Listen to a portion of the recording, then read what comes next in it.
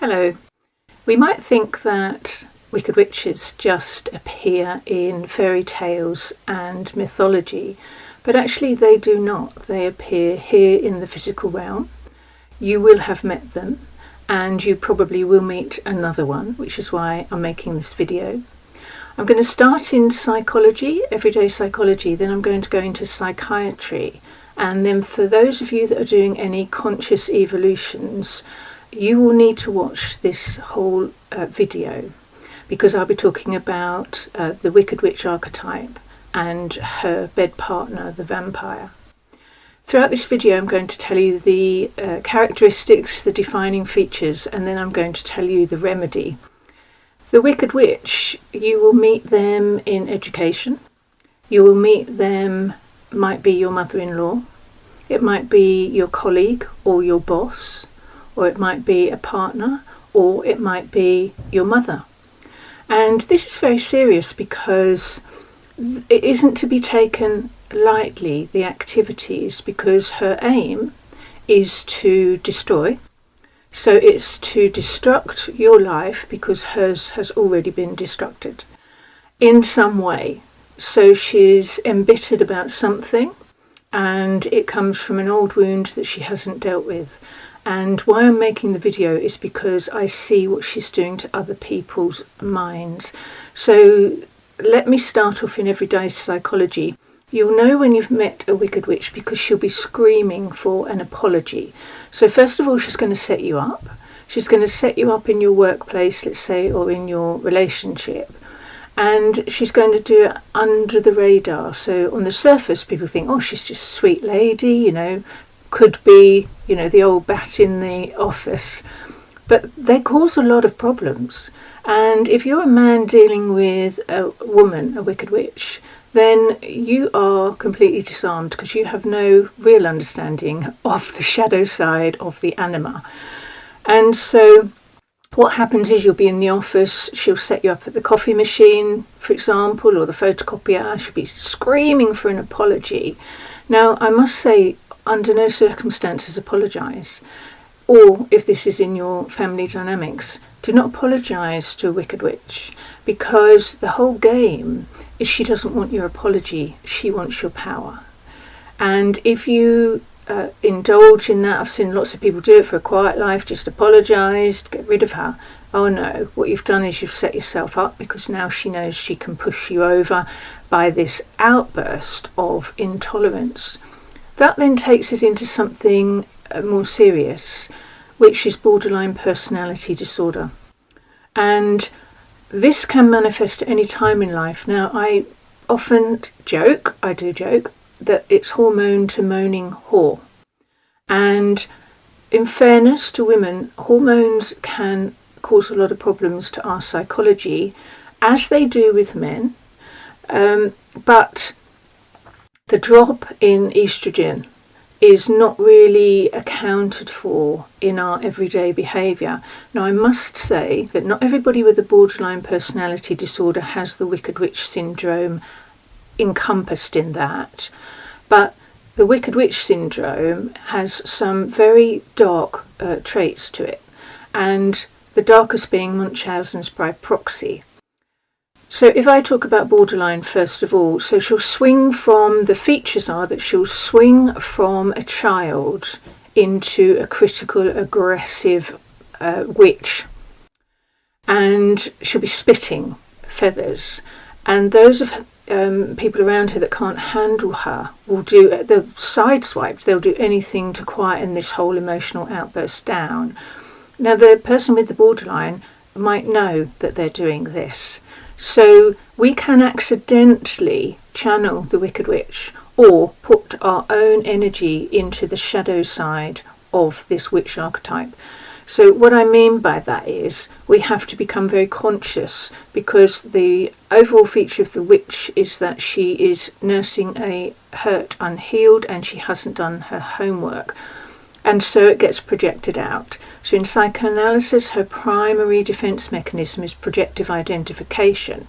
What that means is she takes the part of herself she doesn't like, projects it into somebody else. She then uses a secondary defense mechanism called splitting and projection, and then she'll disown it as if it's nothing to do with her, it's that other person. They've got the problem, not her.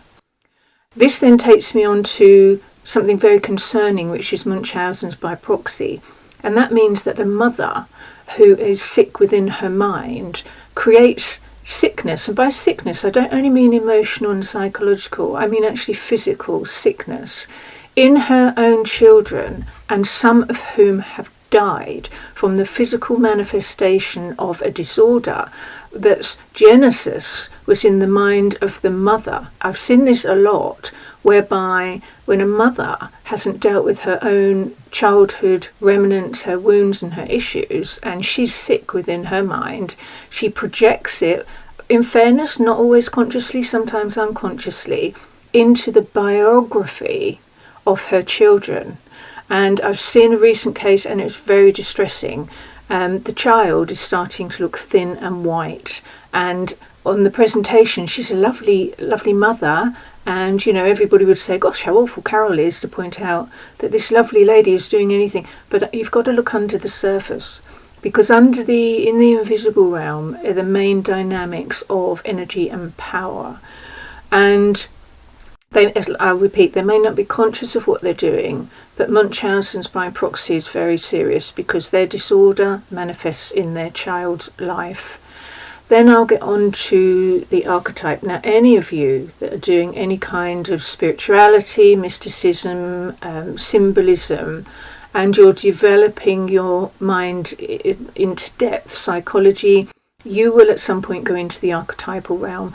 I'll just caution you, don't run into it because it can fragment you. I've seen a lot of fake spiritual gurus take people into the archetypal realm and then abandon them when it all kicks off because their mind hasn't been prepared for what they uncover. But I do want to tell you about the Wicked Witch for a very important reason. We are here to expand our mind, to heal historical wounds. A Wicked Witch will be hysterical, and hyster comes from the womb, and I think from empty womb. And so the defining feature of the archetypal witch that will manifest in your reality is that she is jealous.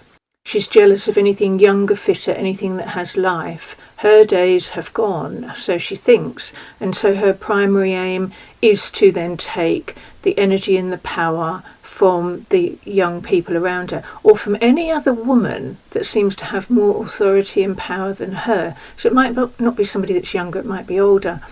Let me say it like this, for those of you that are into depth, ascension and spiritual progression, the Wicked Witch comes with either the vampire, her bed partner, or she'll gang with other wicked witches. She'll siphon off of lesser mortals than herself, and none of them will be aware of this. So it can manifest in, like, your workplace, for example. You can find yourself bullied in the workplace and you'll find the primary Wicked Witch that's doing it.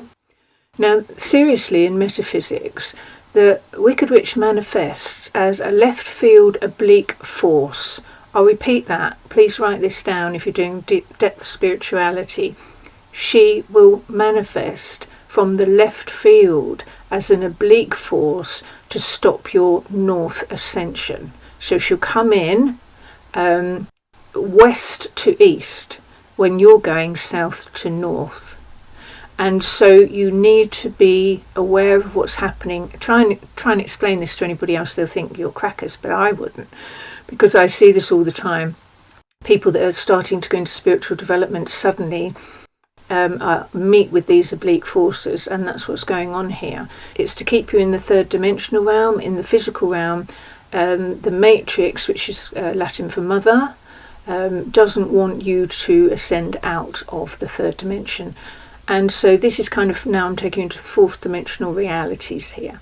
And so how you sustain in the full force of a vile Wicked Witch right in front of you, projecting not only vile words, sarcasm, criticism, condescending. But under the radar, she also is projecting a psychic attack on you.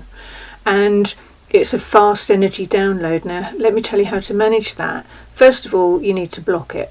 And so your innocence is your best defense. Innocence is your best defense. And then you go higher. You appeal to a higher consciousness to come in and sort this out that's happening here in the third dimension. It is a serious matter. So if it's every day, dealing with relationships, whether it's in psychiatry or whether it's in metaphysics, the shadow side, it's a splinter of the Anima archetype that was splintered off many, many years ago. It was a wound unhealed, but she does still exist here, and her goal is to make sure that you do not progress to your full potential. And I've made this video for you as backup. You're not going crazy. I would totally understand the hidden dynamics of what you're dealing with, but you just need to develop a stronger boundary in your mind and your auric protection, and also just stand right in the middle of your truth, because at the end of the day, that will beat her lies every single time. The power and the energy is yours. Do not let the Wicked Witch siphon that off, cut it off, and bring it right into the light by exposing her behaviour. And of course you'll get repercussion from that, of course you will, but that's where you can employ your other God gift of humour. Take care of yourselves. See you soon. Bye bye.